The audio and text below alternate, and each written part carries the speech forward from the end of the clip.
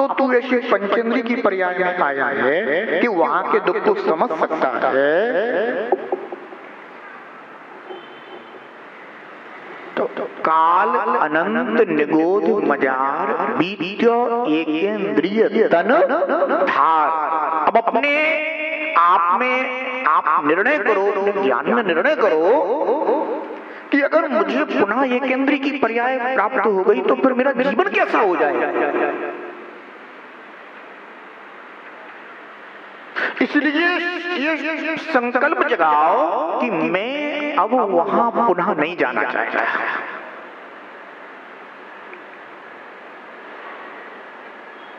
ध्यान रखना, दुख से परिचय करना बहुत जरूरी है।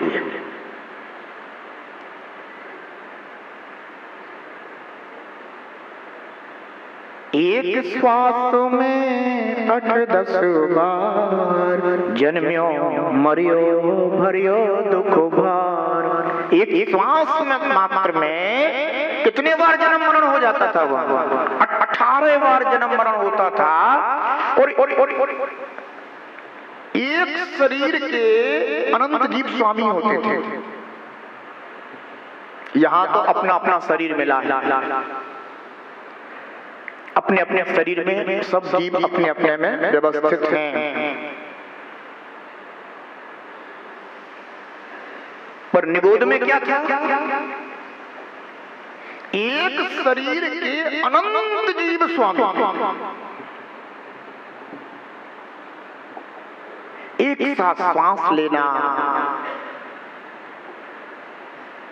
एक साथ जन्म लेना, एक साथ मरण होना, ऐसी ही अनवरत दशा बनी हुई थी। वही जन्म वही मरण, वही जन्म वही मरण, वही जन्म वही मरण।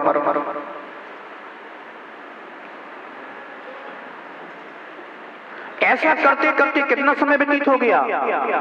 अनंत काल। अपन कहते नारकी को बहुत दुख है। नारकी तो अधिकतम 33 सागर में के लिए ही नरक में जाता है। पर निगोध में जीव अनंत काल तक महा दुख भोगता रहा, वही जन्म मरण करता रहा।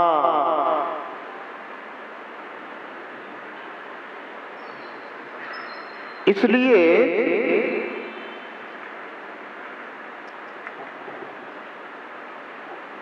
आज अपन अगर निगोध से निकले हैं तो ये संसार के क्षणिक सुख जो बाधक हैं अपने मार्ग के, इनको भोगने के लिए नहीं निकले। निगोध से निर्वाण की यात्रा पर निकले।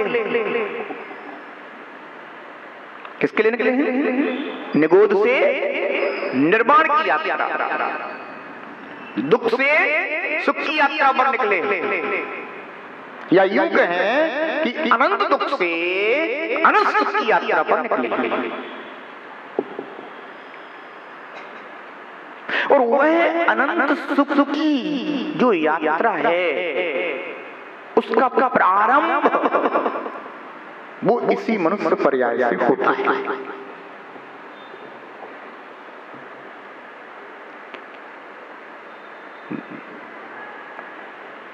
ध्यान रखना,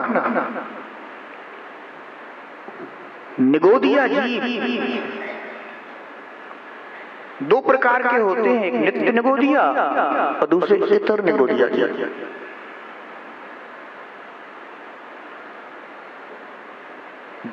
आचार्य भगवंत कहते हैं नित्य निगोध का तात्पर्य ये होता है कि जीव अभी तक निगोध से बाहर निकला ही नहीं।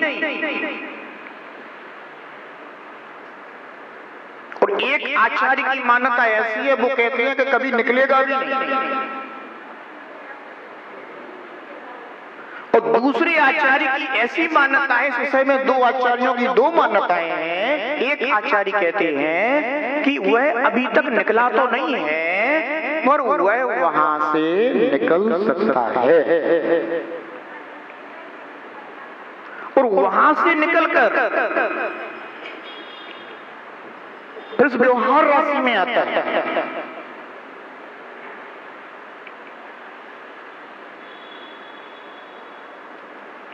निगोद से निकलने के बाद इस स्थावर कायों में जन्म होता है। कहाँ? वनस्पति, जैसे पृथ्वी हो गया, जल हुआ, अग्नि, वायु, वनस्पति,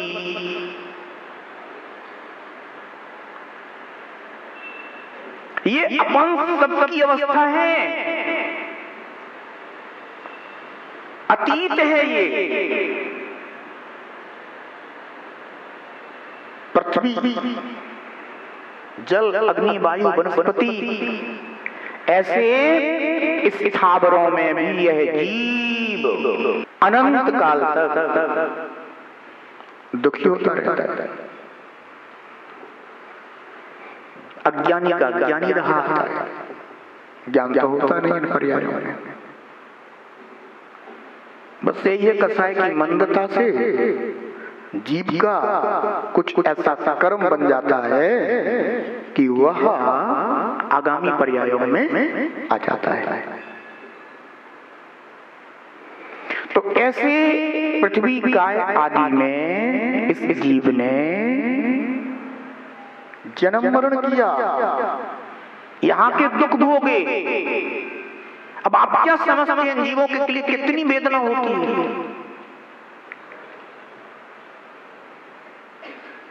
2 इंद्रिय, 3 इंद्रिय, 4 इंद्रिय, पंचेंद्रिय, सब जीवों का इस पृथ्वी पर ही तो जीवन निर्वाह हो रहा है। अगर तुम्हारे शरीर पर एक बिल्कुल छोटा सा जो एकदम से ऐसा देखने में भी ना आए, वो जीव अगर चलने लग जाए तो कैसा लगने लग जाता है? उसका स्पर्श भी अपने को कैसा लगता है कि जल्दी से हटा दो। वो काट भी नहीं रहा, तुम्हें पीड़ा भी नहीं दे रहा, केवल चल रहा है। इतने मात्र में ऐसा लगता है कि जल्दी हटा दो, कौन चल रहा है? और पृथ्वी पर देखो कितने जीव चल रहे हैं। पृथ्वी को कितने जीवों ने अपना निवास बना रखा है।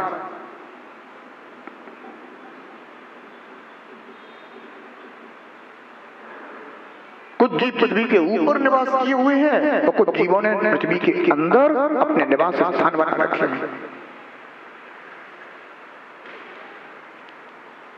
उस पृथ्वी शरीर को ही जीवों ने अपना निवास बना दिया, छेद डाला बिल्कुल।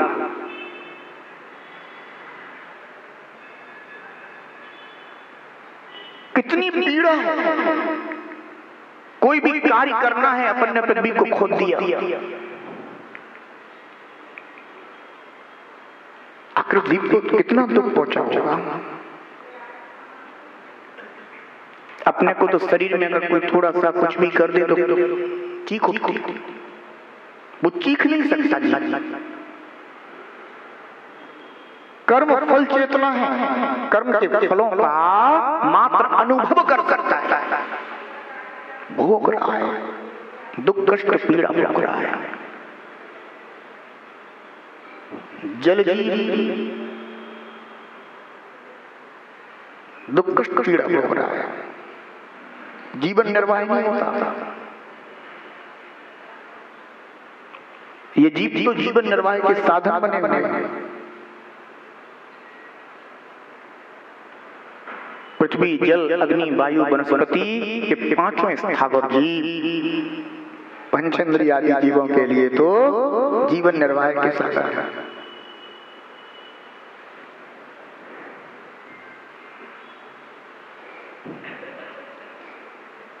ऐसे कितने बार जीव ने इस अज्ञान पर्याय को प्राप्त करके महा दुख वेदना प्राप्त की है, और किसी और ने नहीं, अपन सब जीव इन अवस्थाओं को प्राप्त किया है। एक बार नहीं, अनेकों बार। आज भूल रहे हैं अपन। आज अपने को ये 5 इंद्रियां क्या मिल गई हैं, बाहर की दुनिया क्या दिखाई देने लगी है, इस बाहर की दुनिया में आसक्त हो गए, बस जी मिल जाए, जी मिल जाए, जी मिल जाए, और वो भी थोड़े समय के लिए। अन्यथा ये इंद्रियां ही नहीं थी कि तुम बाहर की दुनिया देख भी सको, जान भी सको। अपना सुख तो कुछ नहीं,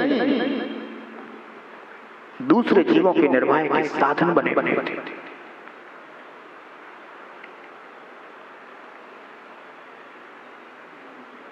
तो पृथ्वी जल अग्नि वायु वनस्पति बन करके जीव ने महान वेदनाएं सही हैं। जेठ मास की गर्मी में धूप लगती है ना, लगती है ना धूप लगती है। उस पृथ्वी से पूछो कि वो कैसे तप करेगी। वो जीव है, स्पर्श इंद्रिय है उसकी। अपन को भी वही स्पर्श से दुख हो रहा, और वही स्पर्श इंद्रिय से वो जीव दुखी हो रहा है। बचने का कोई उपाय नहीं। एक तो जेठ मास की ऐसी भीषण गर्मी, और ऊपर से अग्नि जलाती है। उन जीवों को दुख होता होगा ना। इसलिए जिनेंद्र भगवान कहते हैं कि इन सब जीवों की योनियों आदि को जान करके उन जीवों के प्रति अपने हृदय में करुणा लाओ, करुणा, दया लाओ, दया। ये करुणा और दया आत्मा में विशुद्धि जागृत करती है। पीड़ा का अनुभव जब तक तुझे नहीं होगा, तब तक तो पीड़ा से छूटने का उपाय कर ही नहीं सकता। हम लाख प्रवचन कर लें, तुम्हें समझाने का कितना भी प्रयास कर लें, पर तुम्हें समझ में तो बात तब आएगी जब तुम्हें उस पीड़ा का पीड़ा रूप में अनुभव होगा, दुख का दुख रूप में अनुभव होगा, तुम तत्काल छोड़ दोगे।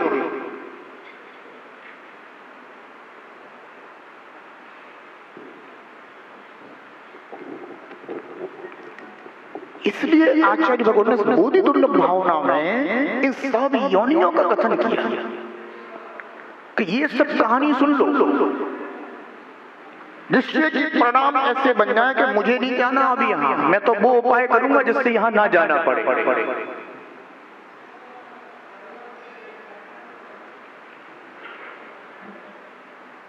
ध्यान रखो, आचार्यों ने ये नहीं कहा कि मनुष्य पर्याय में जीव अनंत काल तक रहेगा, पर ये जरूर कहा है कि निगोद में अनंत काल तक रहा है।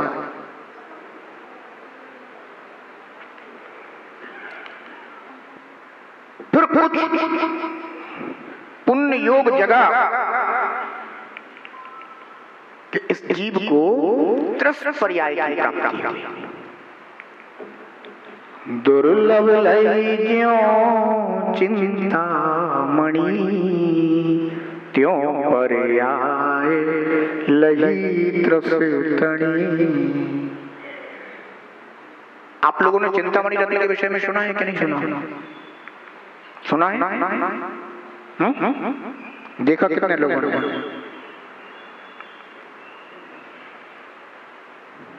किसी को देखने में आया क्या? दुर्लभ। तो दुर्लभ लही जो चिंतामणि, जैसे चिंतामणि रत्न दुर्लभ है, ऐसे ही त्रस्त पर्याय की प्राप्ति होना दुर्लभ है। यानी दो इंद्रिय जीव भी होना बहुत दुर्लभ है। आज अपन को अपने पंचेंद्रिय पर्याय की कदर नहीं,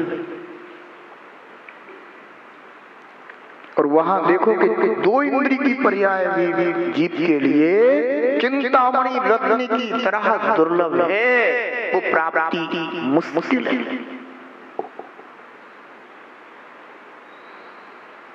यह जीव सूक्ष्म एक इंद्रिय आदि में भटकते भटकते असंख्यात काल तक बादर सूक्ष्म आदि पर्यायों में जन्म मरण करते करते फिर दो इंद्रिय आदि त्रस्त की पर्याय को प्राप्त हुआ।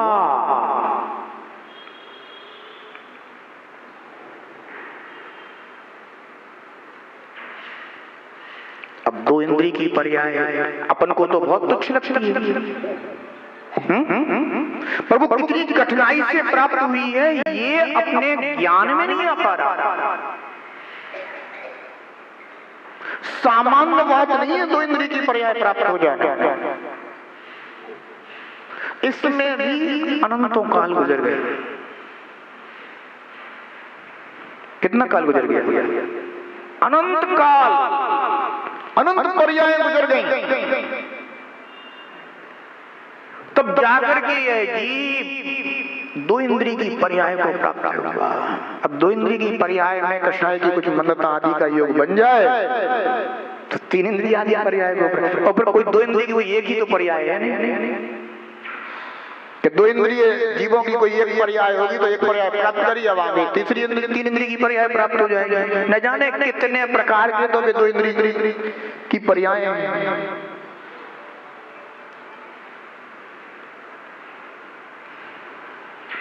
उन पर्यायों में परिभ्रमण करता रहा जीव। सभी के लिए वैसे योग मिल पाना बहुत कठिन होते हैं, कहने में तो बहुत सरल है पर वे योग मिलना तो बहुत कठिन होते थे। ऐसी अनेकों दो इंद्रिय की पर्यायों में जीव जन्म मरण करने के बाद किसी शुभ योग से, पुण्य योग से तीन इंद्रिय जीव हुआ।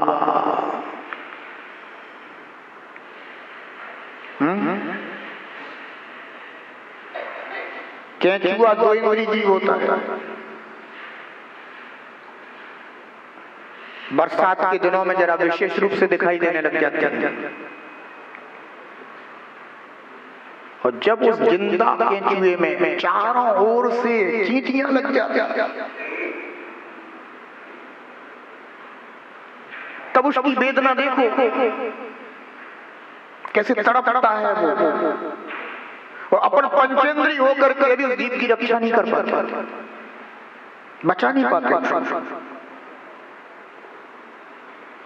तब उन चींटियों के द्वारा अपन को एक चींटी अगर काट ले, सोचो तो कितना कष्ट करता है, सहन करने में सक्षम हो।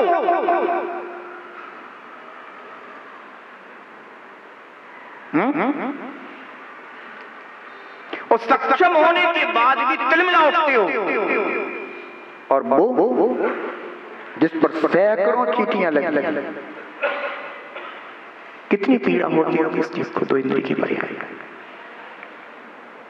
ये तो एक उदाहरण मात्र है। ऐसी दो इंद्रिय की अनेकों पर्यायों में हम सब जीवों ने अनेकों बार भयंकर दुख वेदना सहन की है, पर धर्म नहीं मिला, क्योंकि धर्म की समझ ही नहीं।